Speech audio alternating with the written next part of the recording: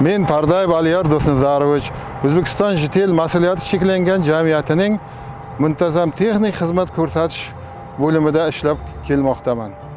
Bizning bo'lim xodimlari tomonidan texnologik qurilmalaridagi barcha uskunalarga, nazorat o'lchash asboblari va rostlash klapanlariga, analizatorlar va gaz detektorlariga, statik uskunalar va aylanuvchi mexanizmlarga texnik xizmat ko'rsatish va ta'mirlash ishlari olib boriladi. Mening asosiy ish faoliyatim nazorat o'lchash asboblari va rostlash klapanlari, analizatorlar va gaz detektorlariga texnik xizmat ko'rsatishdan iborat bo'lib kelmoqda.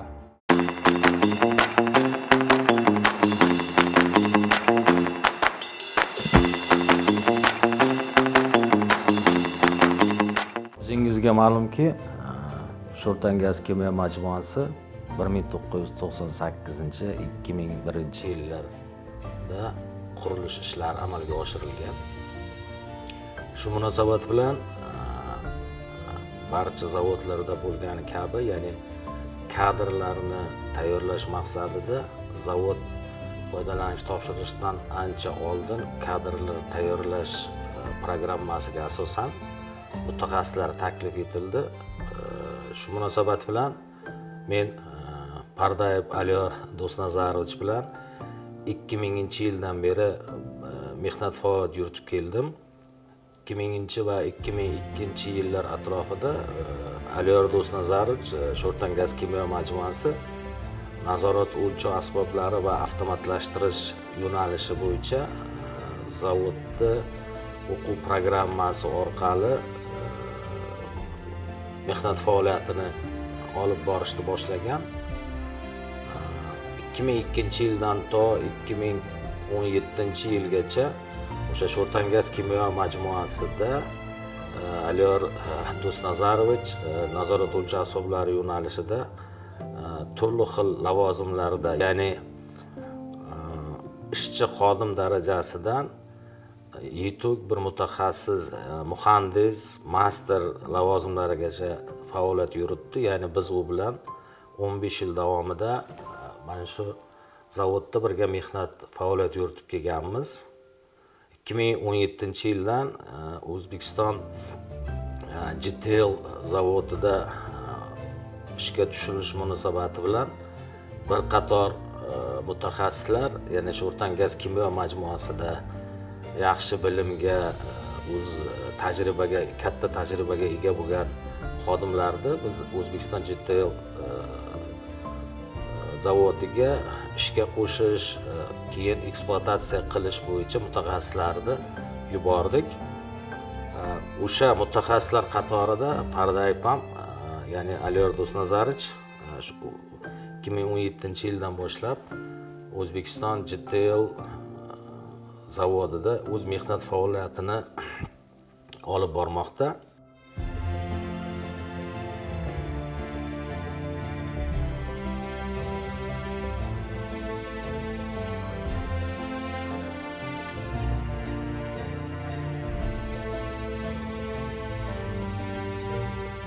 Texnologik jarayonni inson ishtirokisiz avtomatik boshqarish uchun ham nazorat o'lchash asboblari xizmat qiladi.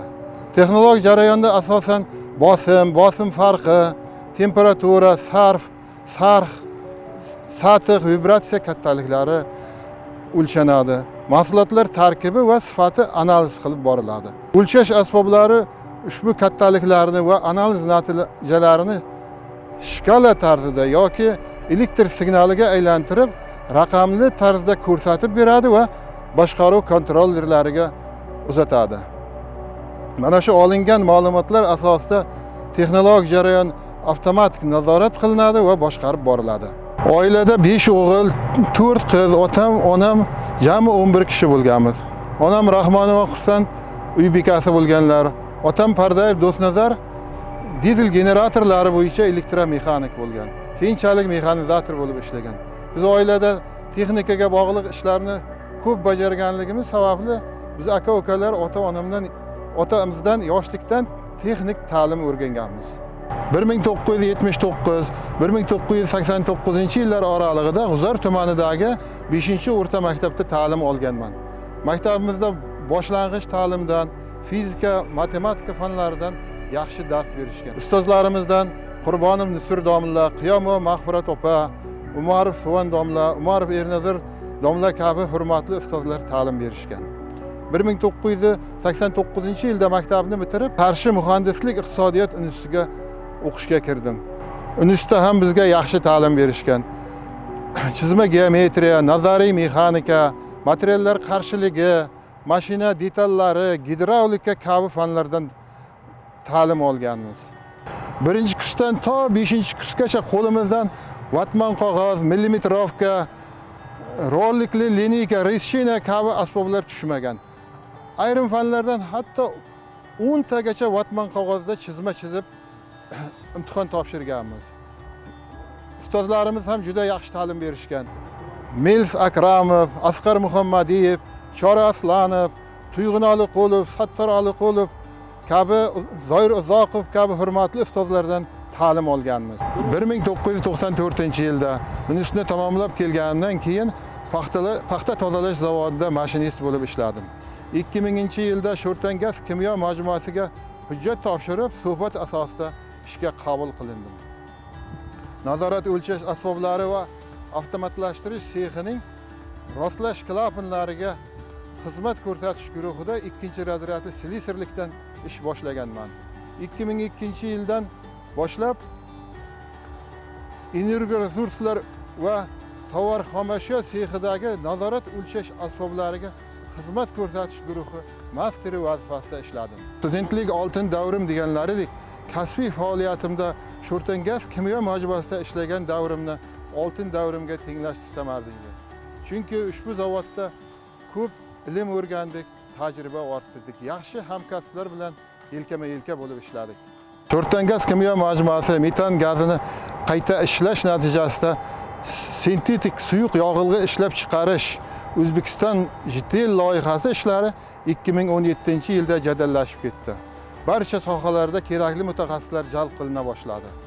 Nazorat o'lchash asboblari va avtomatlashtirish yo'nalishi bo'yicha ko'p yillik tajribaga ega bir nechta zavodlar qurilishida ishtirok etgan Xudoyorov Bekzod Malikovich ishtirokida loyiha guruhi tashkil etildi. Loyiha hujjatlarida zavodimiz Oltin yo'l JTL deb nomlanardi. 2018-yilda loyiha asosida qurilish uchun uskunalar kela boshladi. Loyihachi Hyundai Engineering kompaniyasi va quruvchi tashkilot Interengineering kompaniyasi bilan birgalikda uskunalarni, kerakli materiallarni qabul qila boshladik.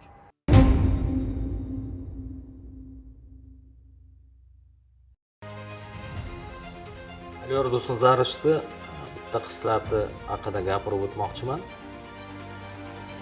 Bu kishi Sho'rtan gaz kimyo majmuasida energiya resurslar zonasida shu kip master bo'lib ishlagan davrida juda shu kollektivda o'z o'rniga ega inson deb bilaman. Bir xususiyati o'zi bilgan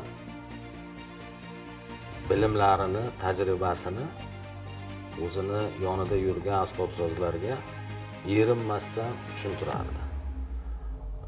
Bu insonda pedagoglik qobiliyati juda rivojlangan, ya'ni o'zida fikrini ommaga, o'zini bilgan bilimlarini, ya'ni pedagoglik mahorati juda kuchli bo'lib, juda aniq, tiniq ma'lumotlarni yetkazib berish xususiyatiga ega edi.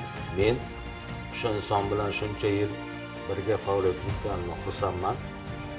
Bu insonni kelajakdagi faoliyatiga katta omadlar tilab qolaman.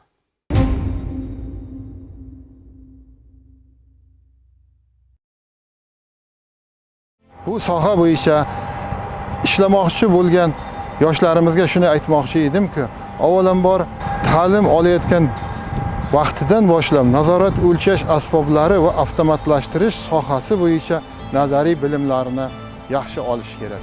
Bu soha bo'yicha adabiyotlar yetarli. Bundan tashqari, mamlakatimizdagi zavod va korxonalarning ish faoliyati, texnologiyasi, undagi o'rnatilgan qurilmalar, nazorat o'lchash asboblari va avtomatlashtirish tizimlari haqida tanishib borishlari kerak.